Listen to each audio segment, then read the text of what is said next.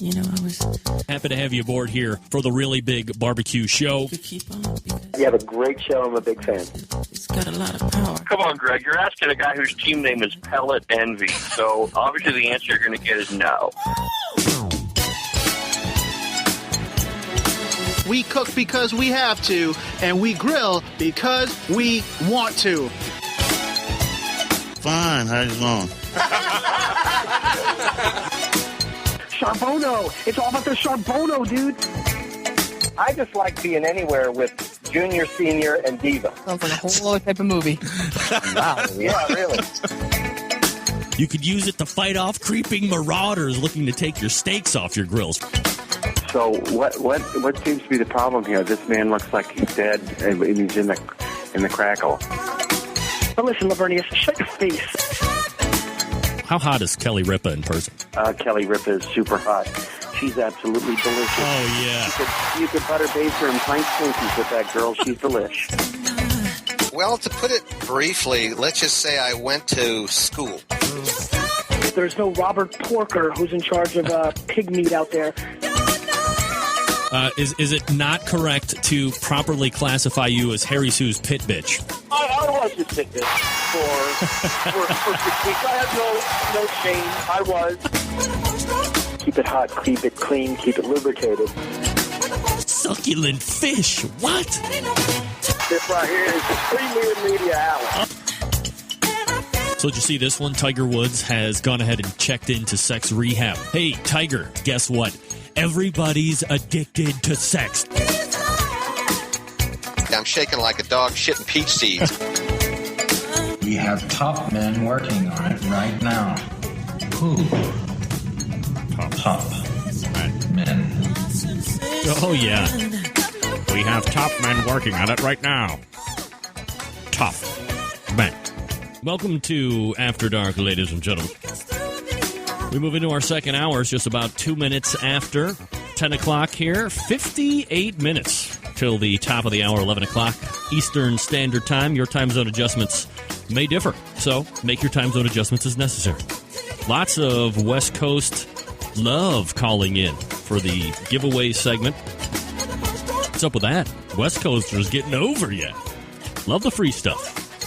Once again, contact information 877-448-0433. Numbers on me. Local Cleveland 216-220-0966. First local Cleveland guy to call in or gal. Special, very expensive free gift. Local Cleveland call only. 216-220-0966. Otherwise, it is toll-free, 877-448-0433. You can also email the show, bbqcentralradio@gmail.com. Thanks again to Ted Reeder for coming on last segment. Lots of them. I'm telling you, if you hate cooking, if you're a vegetarian, but you like great quality,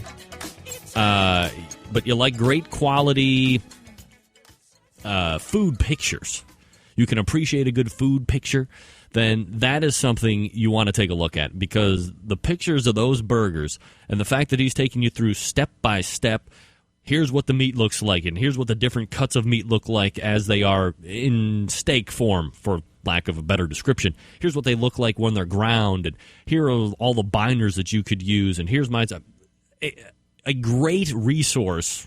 This will probably grow to be the preeminent resource for hamburgers regardless. And I heard one of the other shows on the Barbecue Central Radio networks is Celebrity Grill. JM hosts a great show out there in Tampa.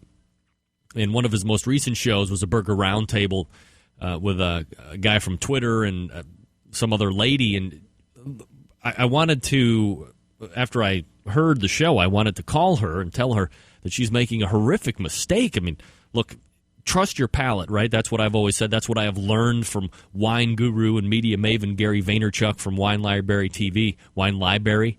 Yes, and tomorrow I'll learn how to talk. Nevertheless, she's missing out because she is a lean... Wait, let me backtrack. Trust your palate. Okay. She wants, like, lean beef. I'm with Ted. If you go 80-20, that's the jumping off point. You can't go any leaner than that. Why would you go any leaner than 80-20? If you can get 70-30, you're living high on the hog,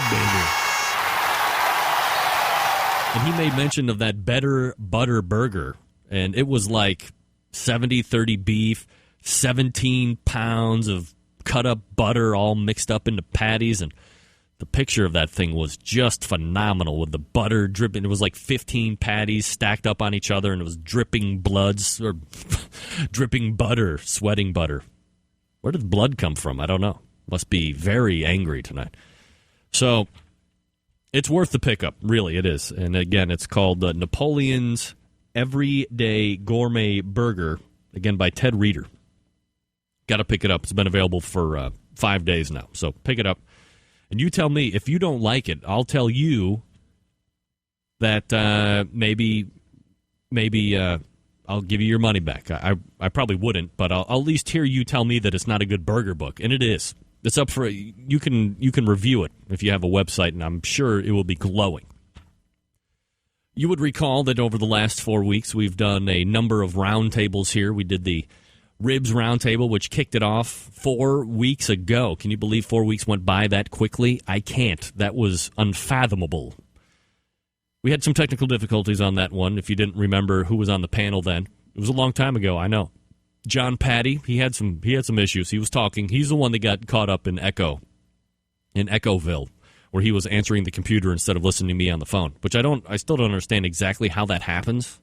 For the callers, I can, but not for people being interviewed. I still don't understand how that happens. But nevertheless, it was John Patty from JP Custom Smoke, Dan Hickson from Three Eyes Barbecue, and Robert McGee from Munchin' Hogs on the Hilton was supposed to sit in on that, but he was logged in under a different Skype account and never picked up the one that he actually gave me. So he had to sit out on that one unintentionally.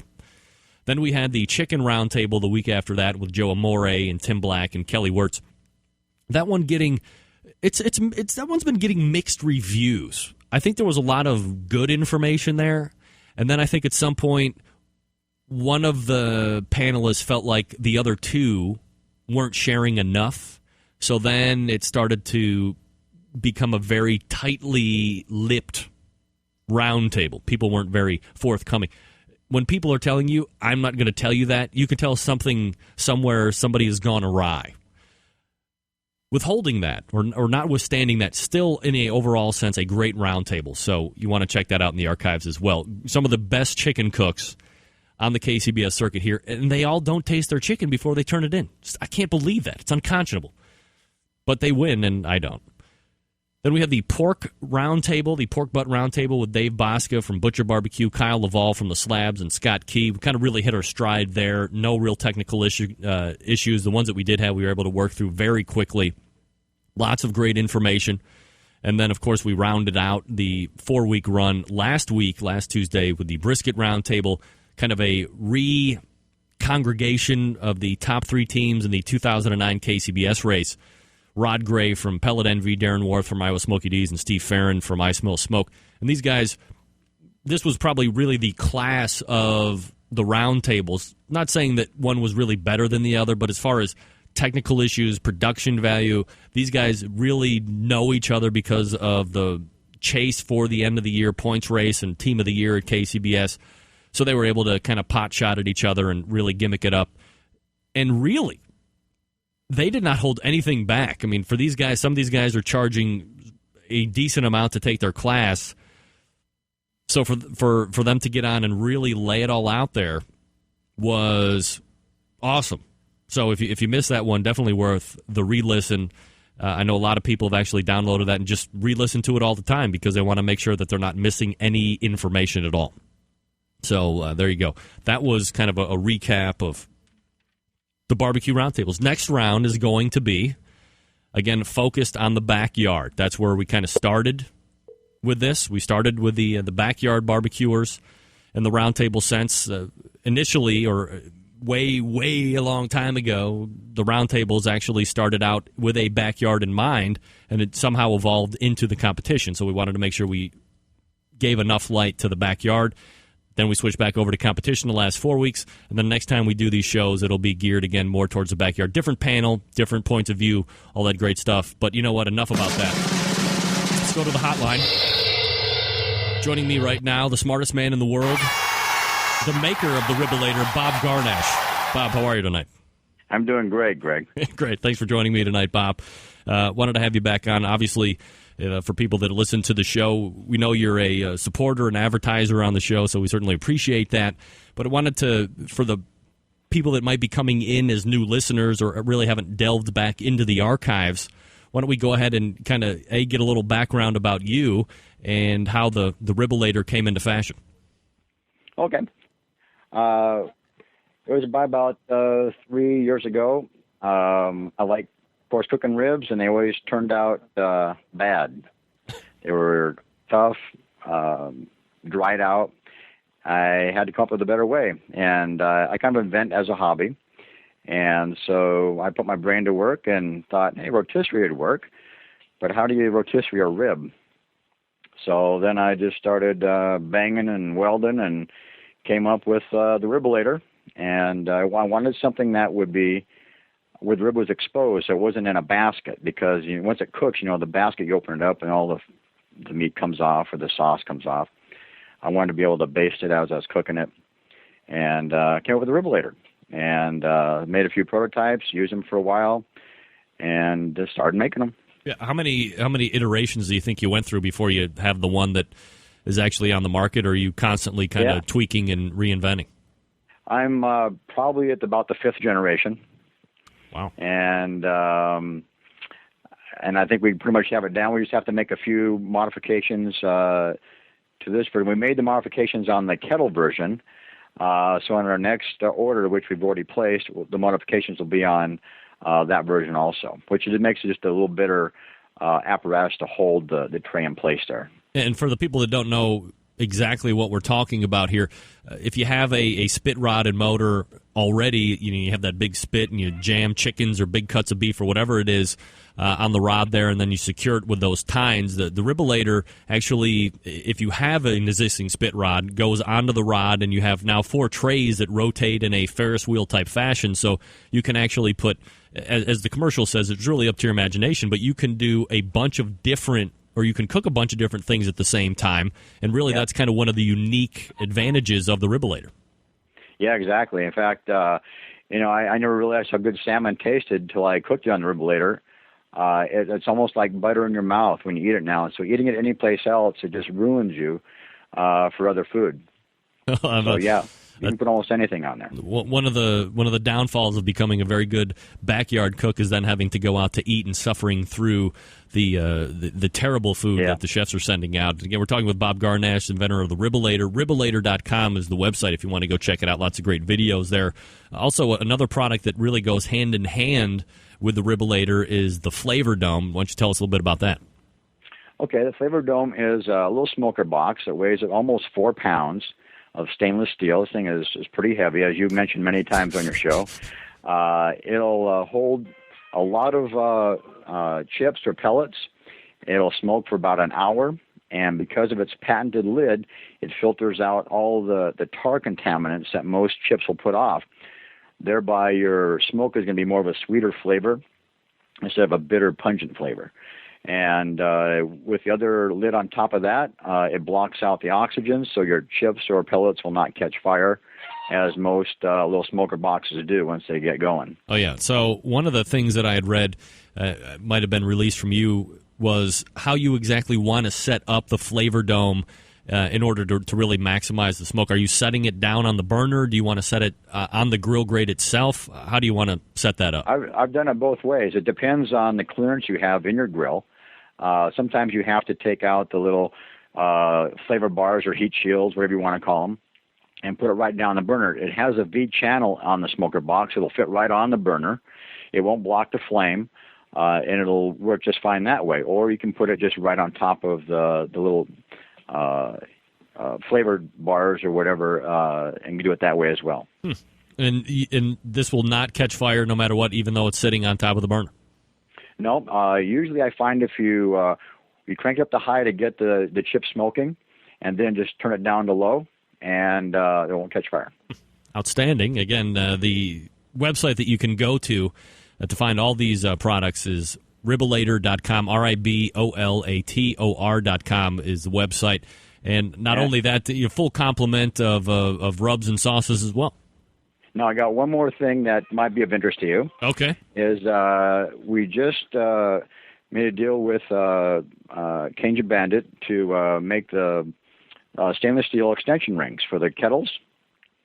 And this extension ring will be, like I said, out of stainless steel, but it will also can be used for the WSMs as well as the kettle. So it's reversible. So you'll have a double ring in one. And we will be the only U.S. distributor, along with Cajun Bandit, to have these. And these are going to be for the 22.5 inch? For the 22.5 inch, yep. So you'll have 2 rings in one, and we'll be getting those first shipment in hopefully next week.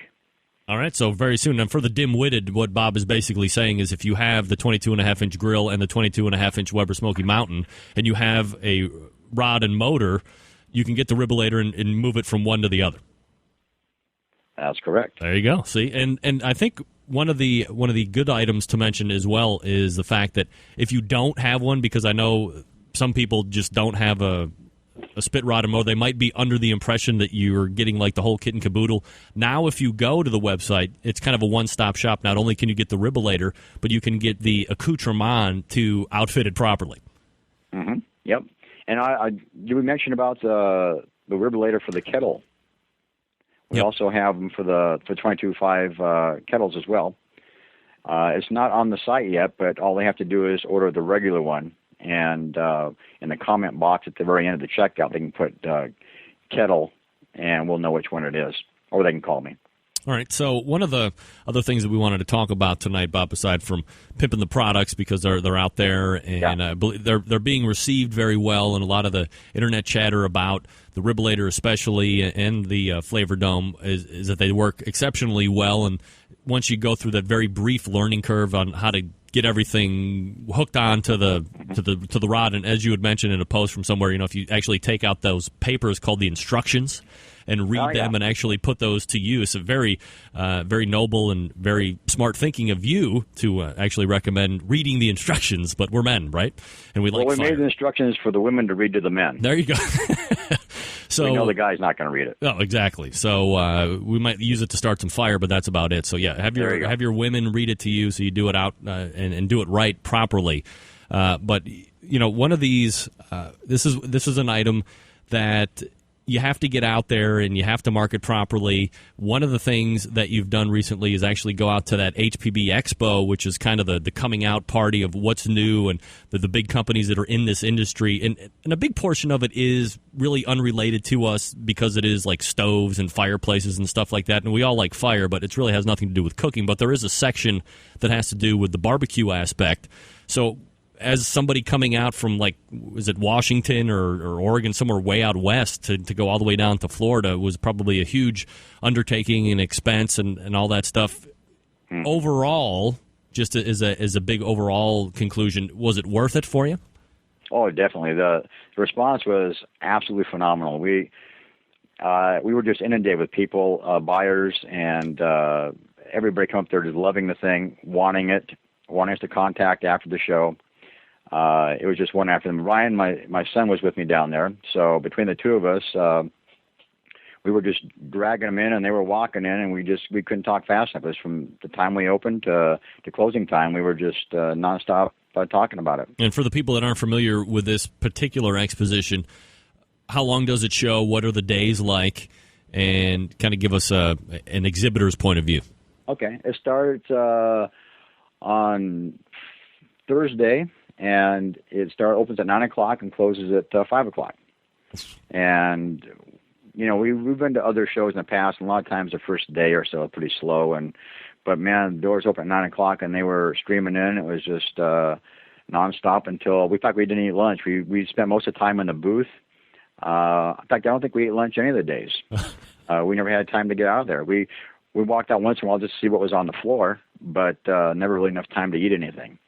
So when you were taking those few minutes to walk around the floor, what caught your eye? What gained most attention with you from the other exhibitors? Well, there were a few things, and my son saw most of the stuff, but some of the things that were pretty interesting was on Viking, they had what they called the C4 cooker, and it was like a stainless steel green egg. So a little bit untypical of what normally you see green egg being green. This was all stainless steel, so it was kind of interesting. That was from Viking? Yeah. Huh. And so I think they must be hooking up with a green egg to do something, because I don't think it was their own version. I think they were using the green egg actually and just encoding it or cladding it with stainless. Interesting. And there were actually a number of ceramic cookers out there, different companies. So I think they're becoming a little more popular, and more companies are getting into the mix and making them. All right, so one of the questions that I need to ask, because I used to go when I was in the heavy-duty trucking business, there was the show took place every year down in Louisville, Kentucky, called the Mid-American Truck Show, or at least one of the big heavy-duty truck shows was Mid-American Truck Show, and you had to go down to it.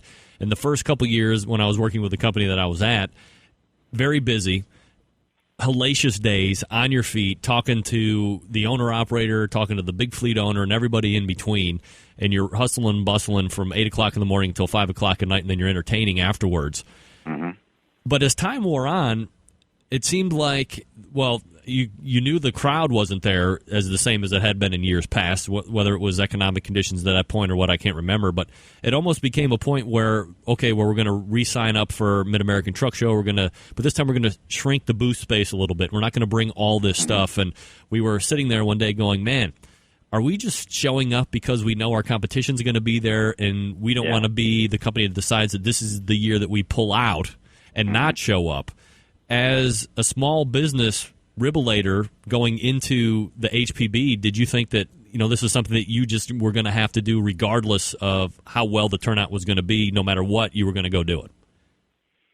Well, we thought it was just going to be the place that we'd have to go to get our product out because, other than the forums and your show, we didn't have much exposure. So to get it to the buyers that are coming through there, we had to figure just got to go to the show to get the exposure. And I think as a small company, it's a great way to do it. I think if you do it year after year, like you're talking your truck show, that people get tired of seeing you probably. They see you every year, and then at some point you probably either move on to different shows or just not go, or you just go to keep your presence out there.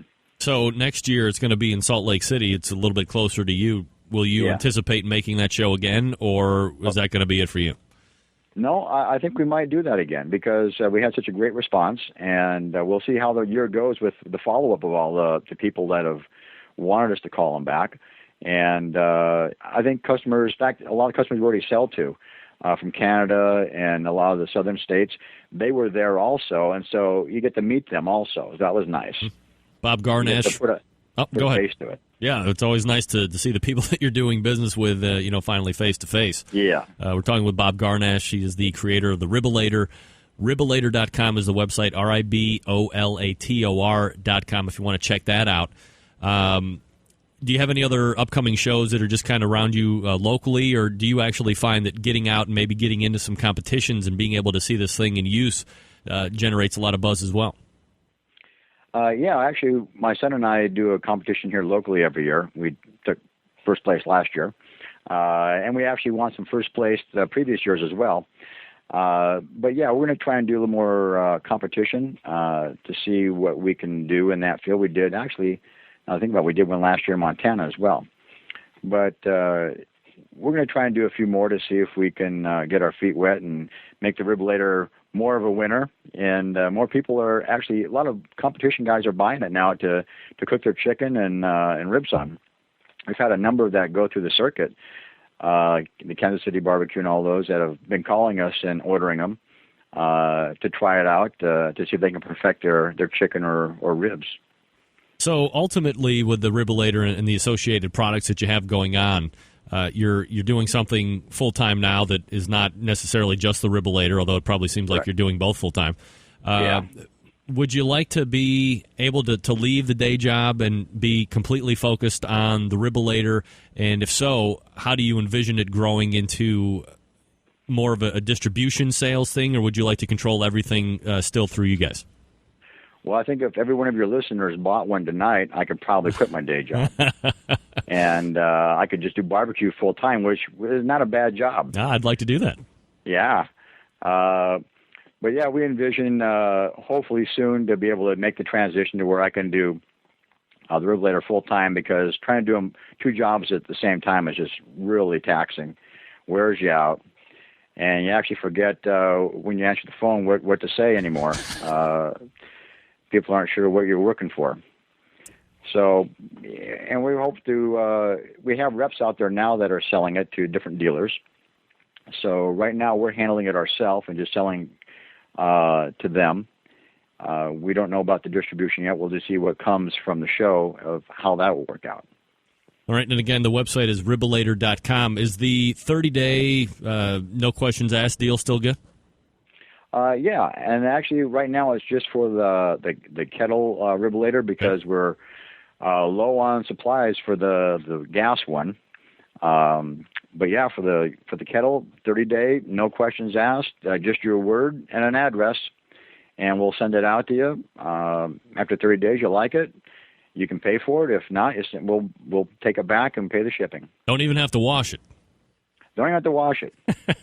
Send it back well seasoned. We like that. Yeah, there you go. All right, yeah. and then just for we didn't mention this up front when we were talking about the product. What are the price points for these? Rib-o-lator goes for $89.95 plus a shipping, and that's pretty much it. And that's across the board, whether it be for the 22.5-inch kettle or gas grills. Yeah. All right, great. And we are talking with Bob Garnash from the Rib-o-lator. Bob, again, appreciate you coming on tonight and at least reintroducing the product. Being an advertiser on the show, obviously I have a stake in this, that things grow and hopefully get to where you want them to be, and hopefully this show can be just a vehicle or a part of a vehicle to get you to where you're hoping to head. And it was great getting an insider's view from the HPB Expo, because that's something that I've always thought about actually going down to attend. Unfortunately, it was a little far for Florida, and Salt Lake City seems to be even a little bit farther for next year, but you never know what happens. Maybe somebody is going to, big Jack Daniels or Budweiser will sponsor me to get out there and do the show live from the event. Sure. So fingers crossed, of course. But again, give us the website one more time so people can go check out the products. Rib-o-lator.com.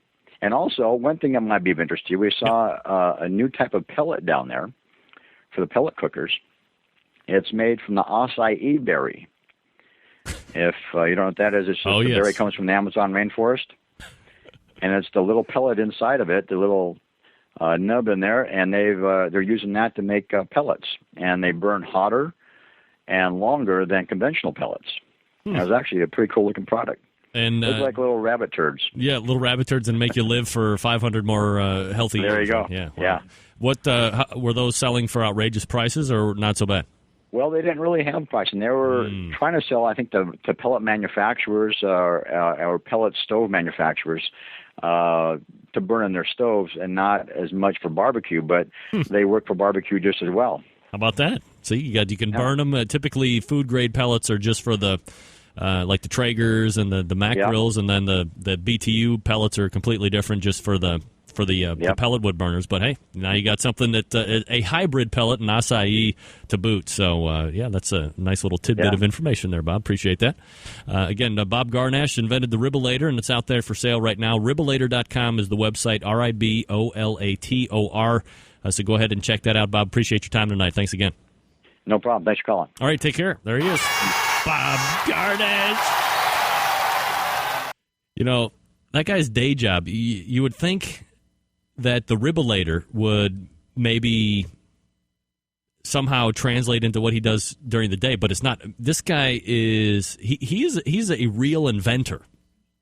And I didn't know whether he wanted to actually talk about it or not, but I'll tell you anyway. It's my damn show. He does, you hear those commercials, well, at least I do here on the radio, for Safe Light repair, the glass repair people, and you hear about the guy going, yeah, my customer of mine had a little chip on her windshield, and then she fired up her car and turned on the heater and hit a pothole, and it cracked all the way across, and she could have saved all that money if she would have came, and we could have injected special something or other into it. Well, he's not Safe Light, he's his own company, but he does cracks, but like he's developed this resin injection thingy deal that can go. He was telling me, these Safe Light guys do like chips, but he does like half windshields or whole windshield cracks. I mean, it was like completely outrageous. and impressive to no end that he's sitting there coming up with all these developments and all these chemistry type things to get these resins just right, and he can fix like a whole half a cracked windshield. It was unbelievable. That's his day job. So, when you're pissed because a rock kicks up and cracks your windshield, feel good for Bob, because that's money in his pocket to keep the Rib-o-lator going. Again, his website is rib-o-lator.com, RIBOLATOR, rib-o-lator.com. It's $90 plus the shipping. And I've tried it out. It works very well. And again, if you didn't have, or if you don't have a spit rod, you can buy one there as well. And if you price his out on the website versus ones that you get in an aftermarket store like a Lowe's or a Home Depot or on the web somewhere, very price competitive, typically $15 to $20 less than what you'll find at those stores. There you go. After Dark, done. Hopefully you enjoyed that. My man Bob Garnash, supporter of the show. Visit his website. Check it out if you're interested. Especially have those 22.5-inch Weber kettle grills. Try it out. No questions asked. 30 days free. Just your shipping address and your good word, my friend. And if you don't like it, send it back dirty. Send it back with some ribs in it for his trouble.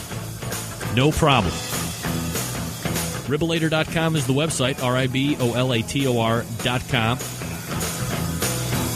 Let me pull up my schedule of events. Coming up next week, Derek Riches from About.com will be coming on to talk about all the cool new stuff in the barbecue and grilling world. And Yazoo's Delta Q. Yazoo's Delta Q Pitmaster Melissa Cookston. Oh, it's a lady. She'll be talking a little Memphis Barbecue Network, something we don't always get into here a lot on the show. So we'll get an inside look at what MBN is like. MBN is like from a lady cook. See what she has to contend with. They're very good. They came in second to Jack's Old South last year, and their team of the year at MBN. Yazoo's Delta Q. Looking forward to that. Until next Tuesday at 9 p.m. Eastern Standard Time, this is your program host and Greg Reppy. This is your program host and proud U.S. American, Greg Reppy. Good night now.